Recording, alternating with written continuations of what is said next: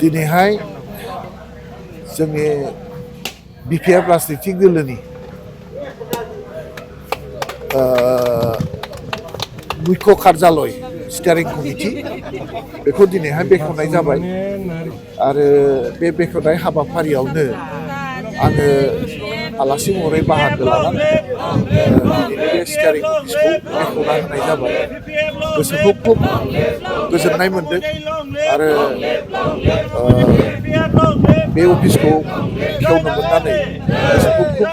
मोजां मोनदों आरो इसोर भगबाननि खाथियाव बेखौनो आं आरज गाबदों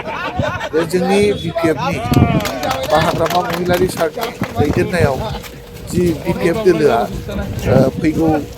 9 तारिखआव जानो गोनां जिथु इलेक्सन बे इलेक्सनाव जाहाथे 15टा जिथु सिट 15टा एसेम्बलि सिटआवबो जोंनि केन्डिडेटफ्रा गासैबो देरहाजोबनो हायो। बेनि थाखाय जोङो बयबो दिनै खामानि मावनो थाखाय साखाफारा जाबाय आरो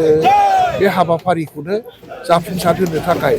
बे मिशनखौनो जाफुंसारनो थाखाय दिनै गोबां दैदेनगिरि आरो गोबां इन्टेलेक्सुयेलफोरखौ लानानै गोबां ससियेल वार्कारफोरखौ लानानै बे स्टियारिं कमिटिखौ दानाय जादों आरो बे स्टियारिं कमिटिनि गेजेरजों जिथु स्मुथ फांसनिं माने स्मुथ कन्डाक्ट इलेक्सन बेहाय जाहाथे सहाय जायो बेनि थाखाय बे अफिसा गोनां जायो आरो बेनि थाखायनो बे अफिसखौ दिनैहाय जों खुलिनो हाबाय। बे अफिसनि गेजेरजों जोंनि जिथुनाखि मिशन 15 बिपिएफनि मिशन 15 बे मिशन 15आ साक्सेस 100% साक्सेस जागोन होननानै जोङो मिजिंथिनो हाबाय। मोनबाखौबो जोङो लाखिनो हागोन आरो मोनबायाबो दा सेकिउर्ड पजिशनाव दं आरो जों बे मोनबायावबो देरहाखाबाय होननानै जोङो दा खामानि मावगासिनो दं। केन्डिडेटनि फाइनाल लिस्टआ जिहेतु दिनै ओंखारगोन केम्पेइना जोंनिया गाबोननिफ्राय माने दासिम जोंना दुर टु दुर केम्पेइना सोलिगासिनो दं आरो हाउस टु हाउस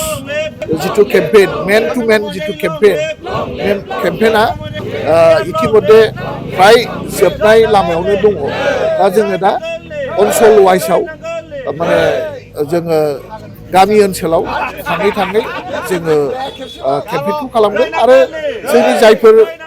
स्टार केम्पेइनार 40 जन स्टार केम्पेइनार दं जोंहा बे स्टार केम्पेइनार बिथांमोननि मथथे 10टासो माबायाव ग्रुप बानायनानै बिथांमोना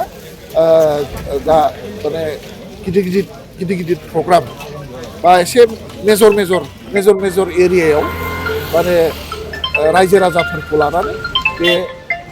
मिटिंफोरखौ खालामनाय हाबाफारिखौ दा 27 तारिखनिफ्राय फिक्स खालामनाय जाबाय आरो अलरेडि शेड्युल खालामनाय जाबाय माने 1 सप्ता प्रग्राम शेड्युला फ्राय रेडिसै जोङो डे टु डे शेड्युलफोरखौ माने एनाउन्स खालाम जोङो बे हाबाफारिखौ जोङो मावफुंनायनि दा माने स्टेप लादों आरोखि।